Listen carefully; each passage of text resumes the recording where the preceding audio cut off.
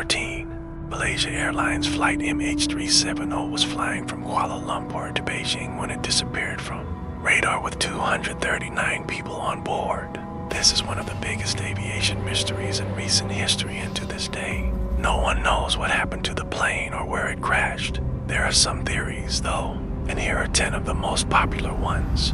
Be sure to stick around for no one because it's pretty controversial. Hi everyone, I'm your host, and welcome back to the channel. Before we start, be sure to subscribe so you don't miss out on any awesome videos. Also, be sure to give this video a like and share it with anyone you think might enjoy it. And without further ado, let's begin. Number 10, the oxygen theory. This theory suggests that all of the passengers and crew may have fallen unconscious due to a lack of oxygen in the cabin, causing the aircraft to fly on autopilot until it ran out of fuel. On the surface, this theory makes sense. All the Boeing 777 is built to keep its passengers alive even if something goes wrong. For example, even if the aircraft lost all of its electrical power, the emergency battery would kick in and ensure that there is enough power to keep the lights and electronics running. In fact, the emergency battery can keep the aircraft going for up to 14 days. Furthermore, the Boeing 777 has a self-pressurization system which keeps the oxygen levels at 12 to 14%, which is enough for humans to survive. However, if the aircraft reached a certain altitude, the air inside the plane could become too thin to breathe.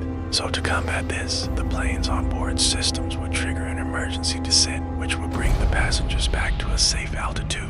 But the problem with this theory is that the last known altitude of flight MH370 was 45,000 feet, which is well above the plane's maximum altitude. Additionally, the plane went off course by 6 degrees, which means that someone had to have been at the controls. So while this theory is interesting, just too many problems with it to be considered likely. Number 9, the fire theory. Another theory that has been floated around is that a fire broke out on board the plane, perhaps in the cargo hold. This would explain why the plane went off course, since the pilots would have been trying to make an emergency landing.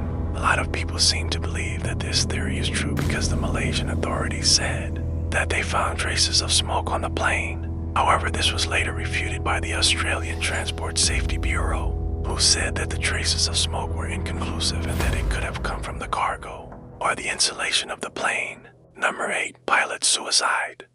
Pilot suicide theory is a bit dark, but it's certainly interesting. It suggests that the pilot intentionally crashed the plane. Perhaps he wanted to take his own life, or maybe he wanted to take everyone else's life along with him.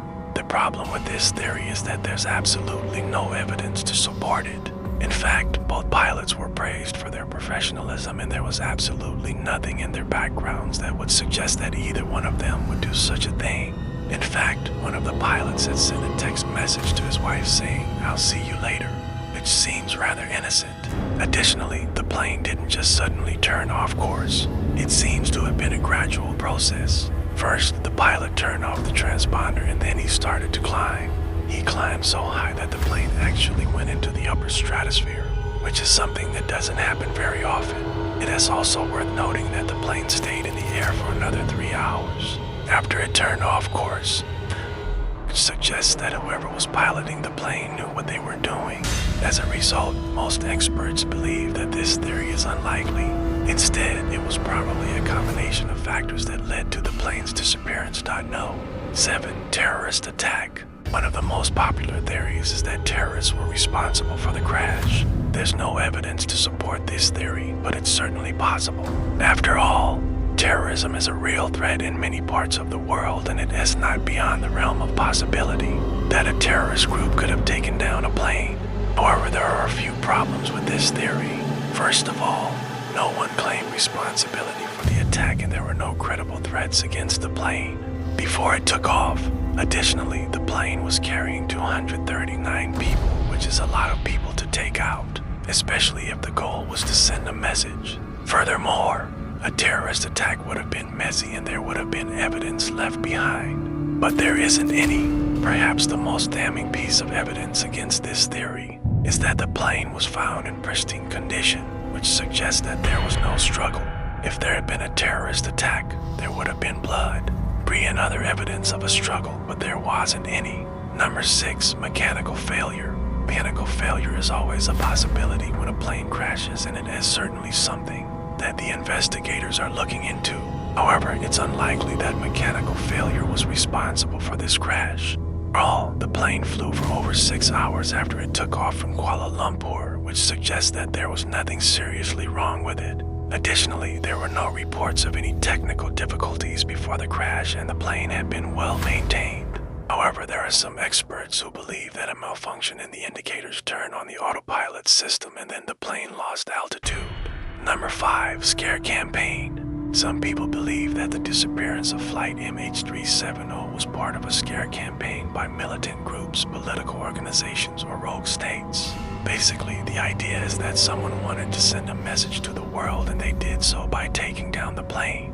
However, there are a few problems with this theory. First of all, no one claimed responsibility for the attack, and there were no credible threats against the plane before it took off.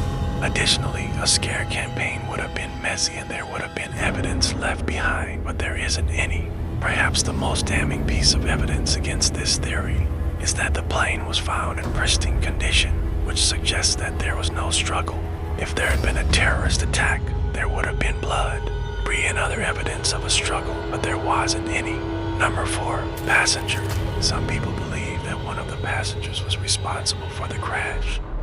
There were 239 people on board the plane, and you never know who you're dealing with.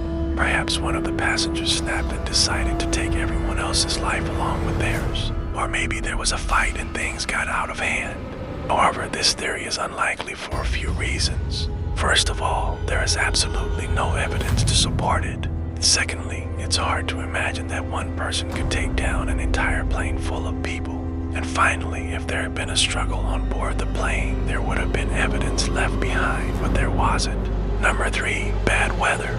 Though the weather wasn't great on the day that Flight MH370 went missing, it wasn't so bad that it would have caused the plane to crash. In fact, the captain of the plane had reported good weather conditions to air traffic control, and there were no indications that the weather would get bad anytime soon. Additionally, the plane was equipped with the necessary equipment to handle bad weather, and the pilots were trained to do so as well.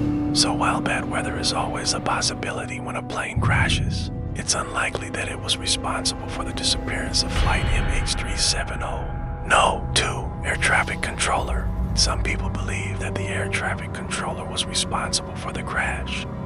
It's their job to keep planes safe, and they have the power to do so.